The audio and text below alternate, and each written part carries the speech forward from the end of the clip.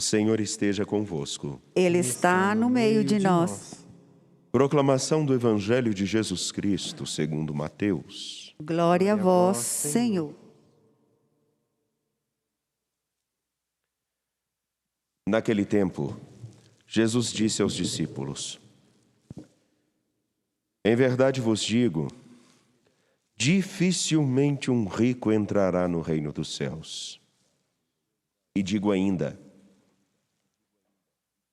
é mais fácil um camelo entrar pelo buraco de uma agulha do que um rico entrar no reino de Deus.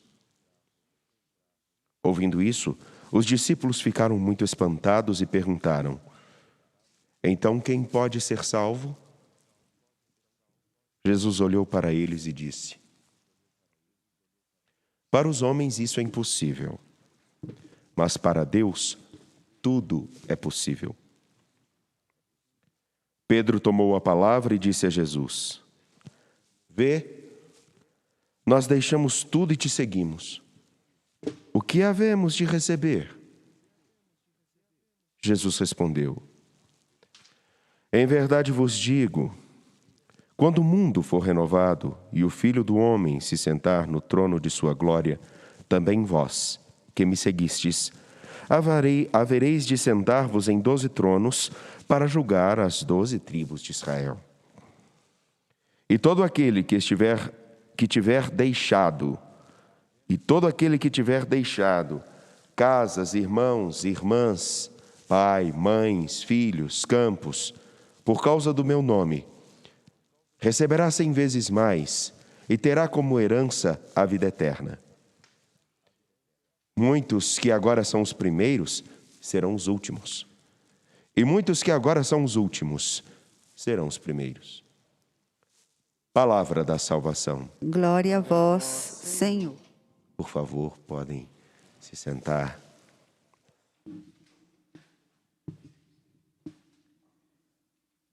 Caríssimos, nós, ao escutarmos a liturgia nesta terça-feira da 20ª semana, a liturgia da palavra, e tendo hoje a riqueza da palavra para meditar com todos nas 2 celebrações que eu presidirei, peço licença para dar uma atenção muito especial ao contexto do livro dos Juízes, que retoma pontos singulares da nossa história de salvação, que ela não é do passado, mas ela é muito pelo contrário, ela é extremamente presente. E quando olharmos somente para a figura de Gedeão, que lembra da sua pequenez, ele vê o seu pai cair na idolatria, vê o seu pai construir um altar para Baal, ele vê o seu povo começar a ser atacado pelos madianitas, e de tal modo que as pessoas começam a procurar cavernas e outros cantos para se esconderem, e ele se vê pequeno diante de tudo isso. E é a ele, pequeno, que é chamado. Ele é chamado, tem a comprovação, ele tem o sinal de que realmente é o Senhor que estará comigo. E começa o seu caminho de ajudar o nosso Deus a ultrapassar os tempos de paz. E aí eu vou explicar muito bem o que é esse ultrapassar. Se nós olharmos as leituras do Antigo Testamento, desde o Gênesis, nós vamos começar a perceber que existem umas coisinhas que sempre acontecem. E, por incrível que pareça, é uma coisa tão atual, e eu vou explicar com uma única coisa. Uma única coisa. O quê? Como isso se repete?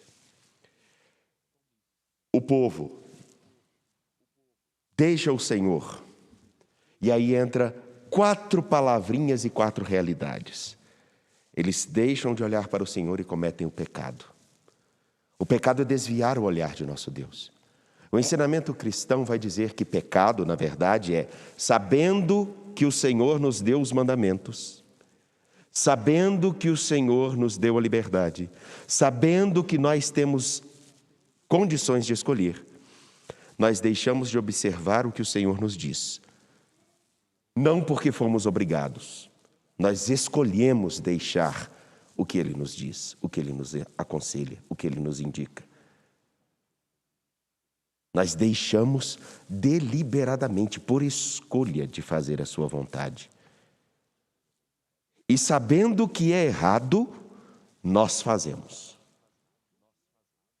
Percebam que tem um estágio muito interessante. Eu saber o que é, que isto é errado. Eu sei que é errado. Eu tenho consciência que é errado.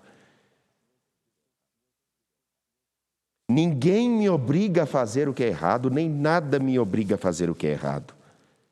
O exemplo mais claro para a gente poder entender é uma pessoa que é ameaçada de morte, está sendo agredida, e se na defesa da sua vida ela acaba agredindo alguém e ferindo-a de morte, matando essa pessoa, porque ela está defendendo a própria vida, ela não pode ser condenada por esse ato. Ficou claro? Então, ela não é obrigada por nada nem por ninguém a fazer, e ela escolhe fazer. Isso é pecado. Aí tem outros desdobrares, mas não cabe nesse momento.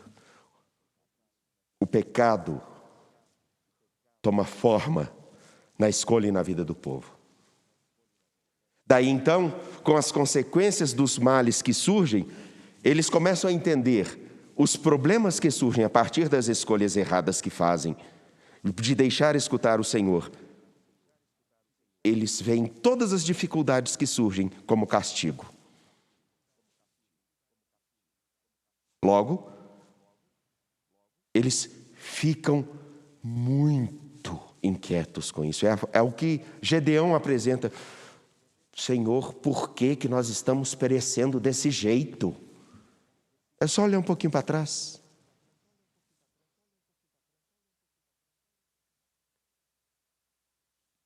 Tendo aqui o pecado e o castigo, eles se arrependem. Aí voltam ao caminho correto. É como quando a gente escuta uma pessoa dizer, não vá por aqui que vai dar errado. A gente tema, vai, dá errado, aí depois a gente fala, realmente estava certo, eu não devia ter feito isso. Aí começa a tomar jeito. Isso acontece com o filho, isso acontece com o marido, isso acontece com a mãe, isso acontece com a avó, isso acontece na empresa, isso acontece em todo canto. A nossa altivez faz com que, eu consigo o que eu quiser. Aí na hora que a gente, desculpa a expressão se for chula, quando a gente quebra a cara, a gente baixa o tupete, volta para o caminho certo. E aí entra naquele tempo de paz, de calmaria. Está tudo bem, mas a gente se acostuma. E quando a gente se acostuma, a gente já se coloca numa condição mais confortável. Daí então o que começa? A cometer outros erros da mesma forma. Alguém desconhece essas realidades da nossa história? Não é assim?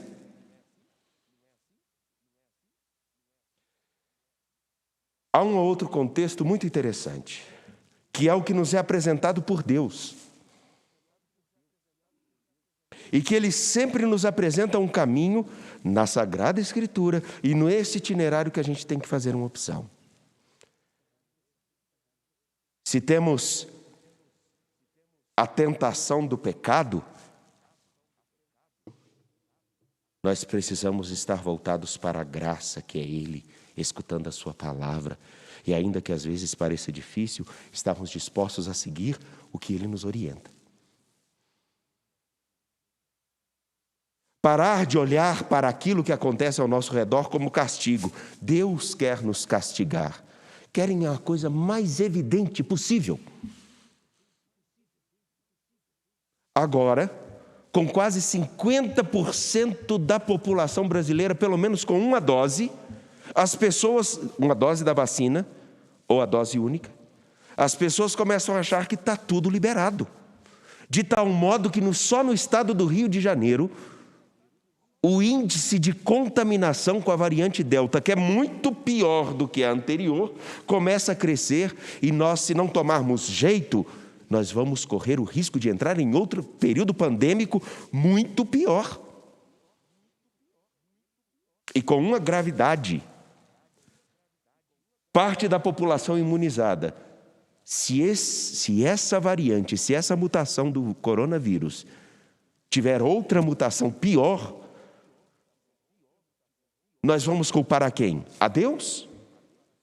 Ou as pessoas que sabem que precisam usar máscara, sabem que precisam usar álcool gel, sabem que precisam ter distanciamento e insistem em fazer aquilo que não deve. Recursos imensos já estão existindo, como, por exemplo, se as nossas aeronaves já existem um sistema de purificação de ar, que graças a Deus é o mesmo sistema utilizado nas vans que vocês utilizaram dentro do santuário, o mesmo sistema, EcoQuest. Se já existem recursos, por que insistimos em não usá-los? A responsabilidade é de quem? Daí então, se existe o castigo, nós precisamos parar e olhar. Meu Deus, pela sua graça, me ajude a ver quais as minhas ações que não correspondem à vida que me chamastes. Quais as minhas escolhas? Que a sua graça me ajude a ver as escolhas que eu estou fazendo, para que eu realmente, ao contrário de me preocupar com o castigo, eu viva a liberdade que é muito maior.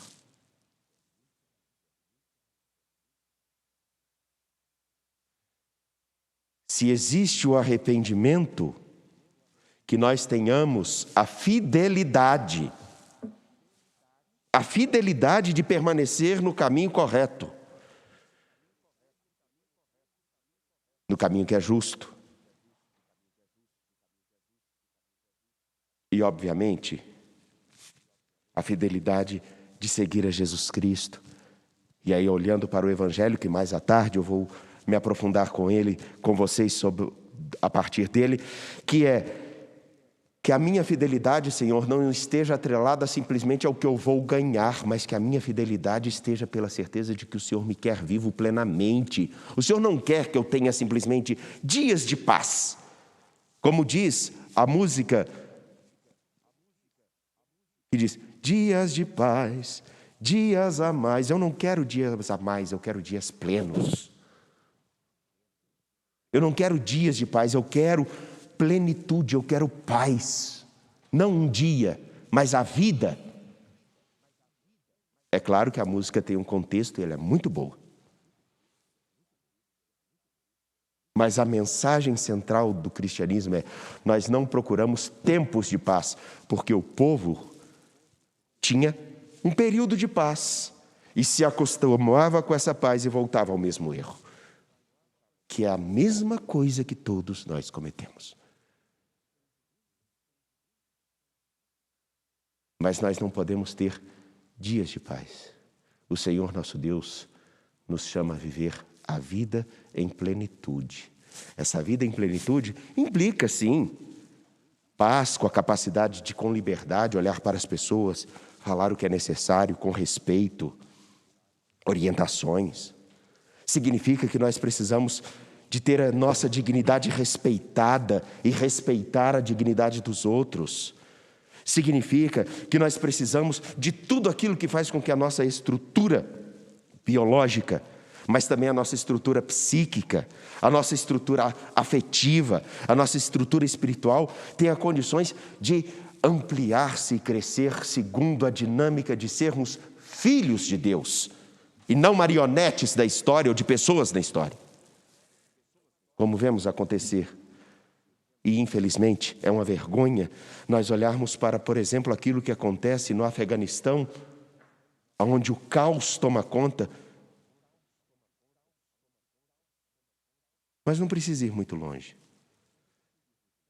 Olhemos para as grandes manipulações ideológicas que acontecem no nosso contexto.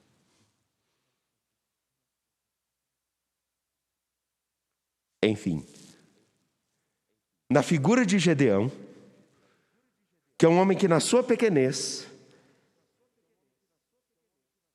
simplesmente assume trilhar um caminho de: Senhor, que eu seja não o exemplo daqueles que vivem as 4 primeiras realidades: a do pecado, a do castigo, a do arrependimento e a de alguns tempos de paz. Mas que nós sejamos aqueles que conhecem a Jesus Cristo e a dinâmica a qual realmente fomos chamados, de vivermos segundo a sua graça. O que não implica que nós não erremos, mas com a graça de Deus lutarmos para que não precisemos simplesmente nos preocupar com o castigo, mas que a graça dele nos ajude a desenvolver aquilo que temos de melhor e sermos o melhor que pudermos. Fidelidade, viver a liberdade, a graça, sermos homens que vivem segundo a graça, para com liberdade podermos olhar a história e corrigirmos-nos com fidelidade e vivermos a dignidade de filhos de Deus, não por uns tempos de paz, mas pela grandeza de uma vida que seja realmente plena. Peçamos a Deus que sejamos essa parte e confiemos nele. A nossa pequenez, ela pode até ser grande, mas maior ainda é aquele que nos escolheu. Confiando em Deus, que é vida, que é história, que é consolação, apresentemos nossa